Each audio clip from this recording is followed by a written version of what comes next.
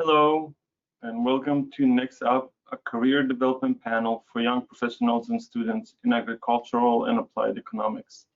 My name is Gal Hochman. I'm the board chair of the Council on Food, Agricultural, and Research Economics, and I'm a faculty at Rutgers University. Right now, I'm going to pass this over to CFER's Communication Director, Bobby Apetham. Bobby? Thanks, Gal. Philip Brasher is executive editor of Agri-Pulse. He has reported on food and agriculture policy for more than 21 years in the nation's capital. Prior to joining Agri-Pulse in 2014, he served as editor of CQ on agriculture and food for CQ Roll Call. Brasher previously worked for the Associated Press, the Des Moines Register, and Gannett.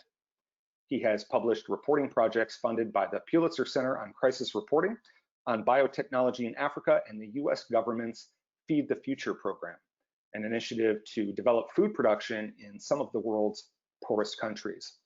He's a University of Texas grad, so hook 'em horns. I just start off by saying I'm the journalist on this panel. I'm the oddball out. I like to say that I picked one of the curiosity professions.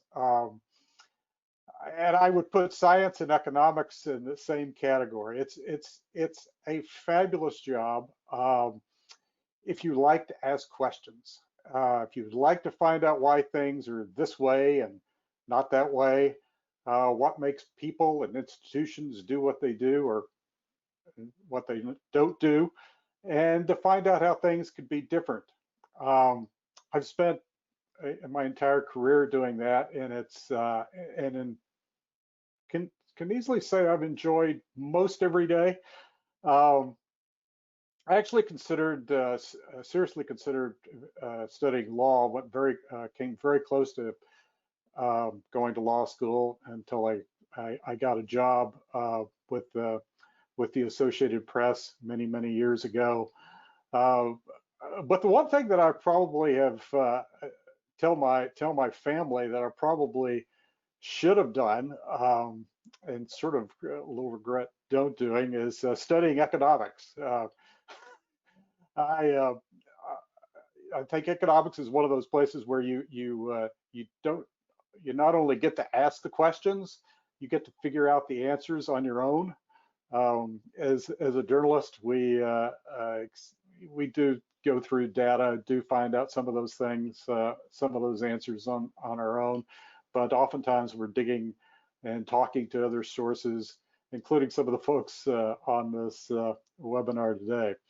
Anyway, I want to walk a little bit through, very briefly, what's happened in the media basically over my career, but because it'll explain a lot and where I am and why we're able to do what we do at Agri-Pulse, which is where I have been for the last 5 years.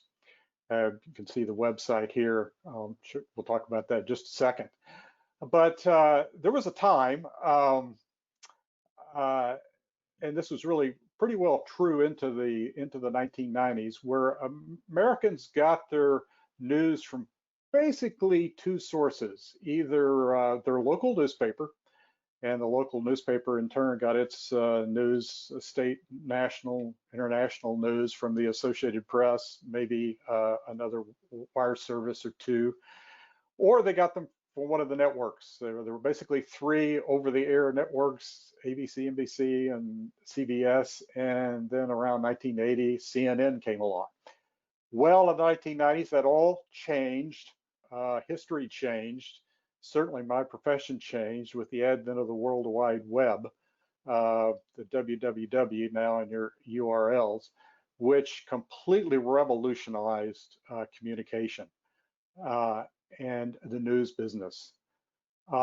Suddenly, the internet made it possible for people to read the New York Times anywhere in the world.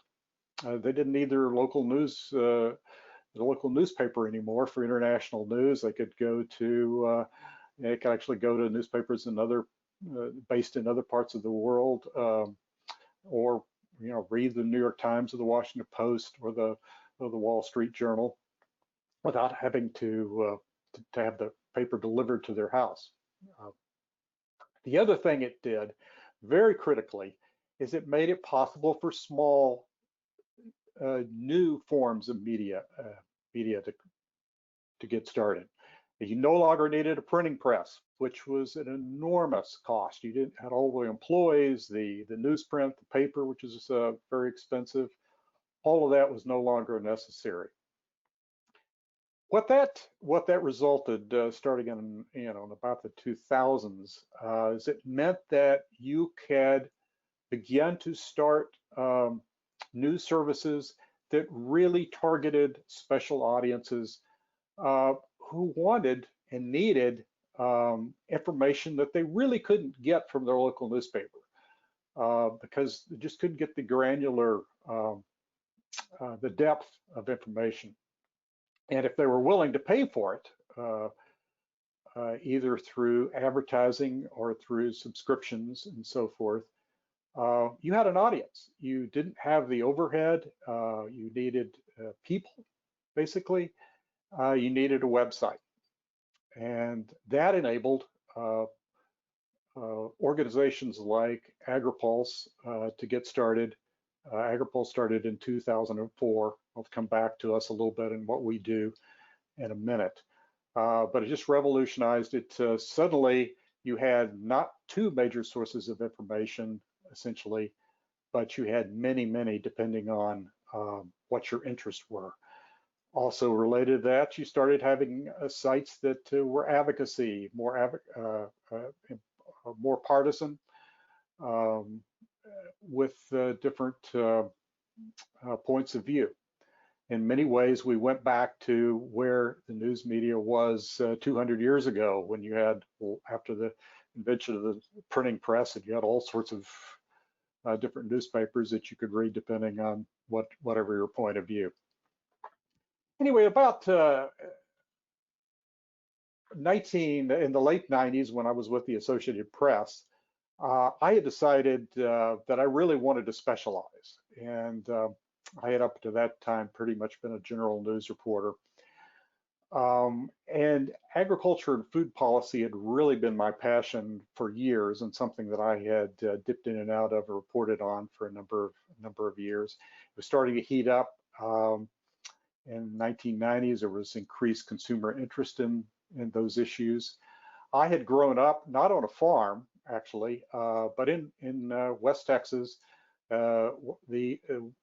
what is actually still the largest cotton growing region and one of the largest cotton growing regions in the world. My parents had bought a couple of small farms. They both had grown up poor, and the first thing they did when they had some savings was to buy a couple of small farms. So there was a little bit of the farm business in our, even though we lived in the city near Texas Tech University out in West Texas. So I had sort of grown up with ag in my blood, and so I was fascinated. It was important. I had come to believe it was, frankly, the most important agriculture industry in the world. And I am absolutely convinced of that. And I think all of America learned that back in March when we had the shutdown, and all of a sudden the grocery store shelves were empty, and we had packing plants shut down, and all of the other many disruptions. So that's how I started with the Associated Press. I moved to the Des Moines Register, a newspaper. I actually worked here in Washington, D.C.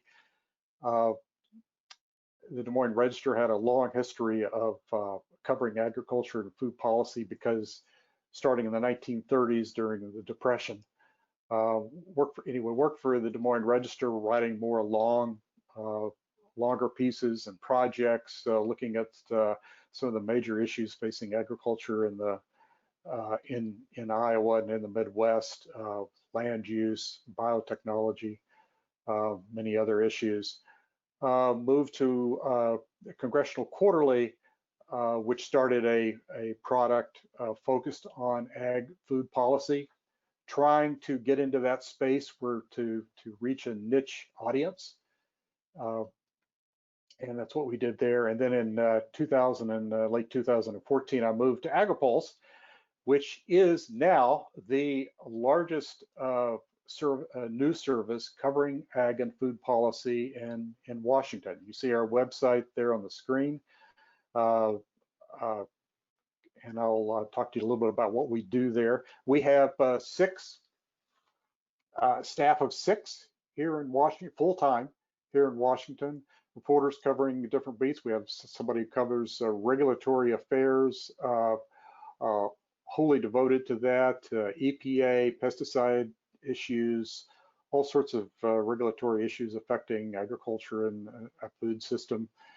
We have someone who specializes in trade issues, constantly tracking what's going on with trade with China, the developments with the WTO and other issues.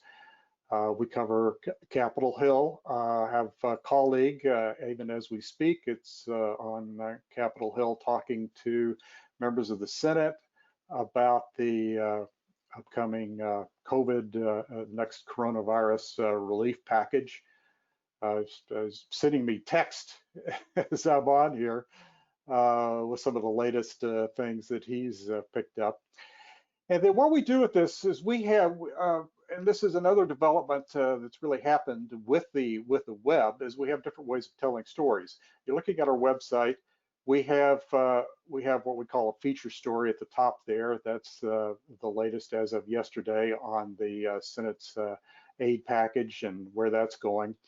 We have a weekly newsletter that started back in 2004 that goes out to about, we have 2 versions actually, 6,000 plus another 2,000 or 3,000 out in California.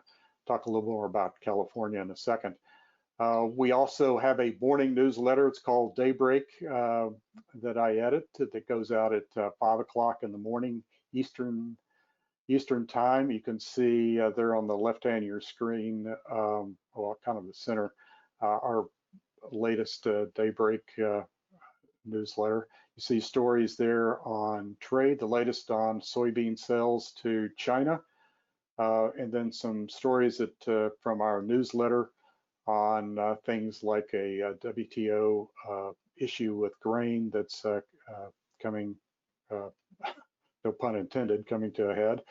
You have a story there on Ag Economist warning about the uncertainty created by the surge in coronavirus outbreaks around the country. John Newton is quoted in that story.